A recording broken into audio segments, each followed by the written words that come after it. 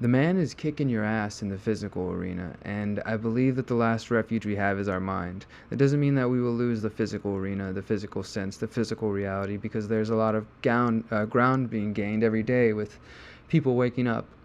But overall, I believe the victories are going to come within the mind, within the spirit or the soul or your own nature, things like that. I've been sitting here all day, like thinking. That's all I do is just think all day. Think of better ways to reach you. How can I talk to more people? How can I get these ideas? How can I craft them better? And how can I avoid the man? And I'm obsessed. Okay, like many of you, you're obsessed with what you're doing. Whatever it is, Bitcoin, alternative currencies, community gardening, whatever your thing is that helps spread the message of liberty. That's what you worry about, and you're fascinated by it, right? We're also driven crazy by our passions often.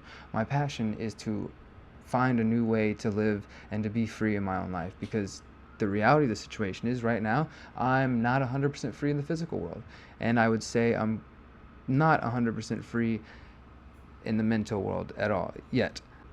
In the end, and you've heard this from Adam and from many other people who I think eventually come to this realization, and for some reason getting locked up seems to help with it, that you aren't free unless you're free in the mind. And again, no one's around, right? I can be honest with you. Can I be honest with you? Can I talk to you? Can I be real with you for 5 fucking minutes? Because you know what I'm tired of? People who are full of shit. I'm tired of people who are full of shit. I'm tired of being full of shit. You know what I mean? You're full of shit too sometimes. We can't deny it. We're all full of shit at different points in our lives, right? Well, I've been being full of shit for a large portion of my life. Now let me go off for a second, okay? I'm just going to rant for a minute. And if you don't know me, you don't care, well, that's cool too. But maybe this will be of interest to you. But sometimes I really don't like myself.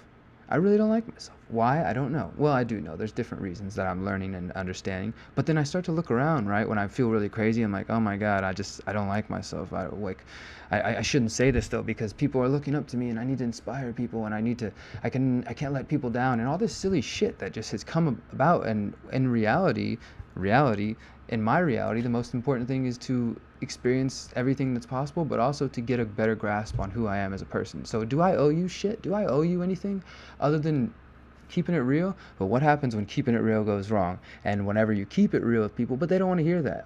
They only want to hear the positive things you have to say. Well, sometimes I don't wake up on the best side of the bed, and neither do you, and sometimes life isn't the best.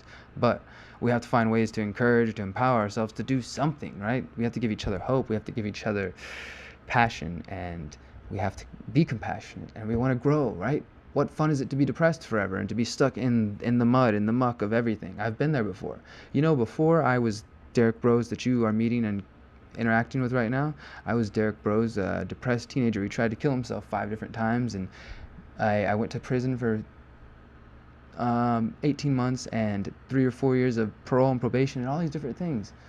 That was 8 to 10 years ago. I'm only 28 years old. Think about how insane that is, how many different lives that we live. Now, my point is, I'm going somewhere with this. I promise, I'm going somewhere with this. My point is, we can choose which path and which way we take. And for 5 years of your life, you can live on a train car and travel with the circus. And then you can come home and you can have kids and you can be all established and domesticated and do that. And then you can take off and leave on your bike and run and find the free roaming world out there, whatever that means to you. But in the end, what matters? Keeping it real with people, or just staying in line because it's easier? Sometimes it's easier for me just to shut the fuck up. You know, I let my brain spill out onto Facebook too much sometimes, and I'm just honest, because I feel like it's therapeutic. You know what I mean? There's friends and followers and family out there, and I just spit it out from my brain, from my consciousness into my mouth and into my fingers, and type it, and it goes out there, and the world takes it in. And then we like and we share and we comment and we say, I hope you feel better and all this. And it's a reassuring thing, and it helps me feel less alone.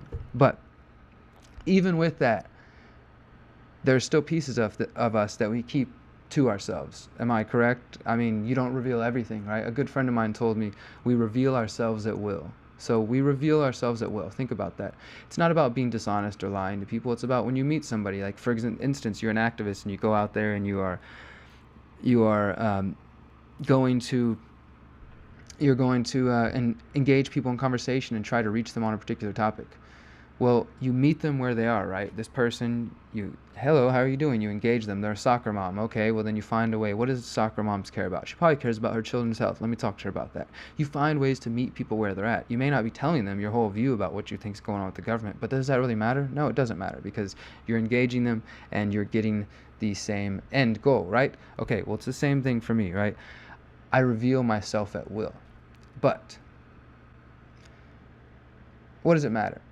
What does it matter? What does it matter if I reveal myself to you, or if I tell you that in reality I'm miserable? I'm miserable and I want to be happier. Because right now, I'm not as happy as I could be. And maybe you're not as happy as you could be. But I hope that we can help each other get there.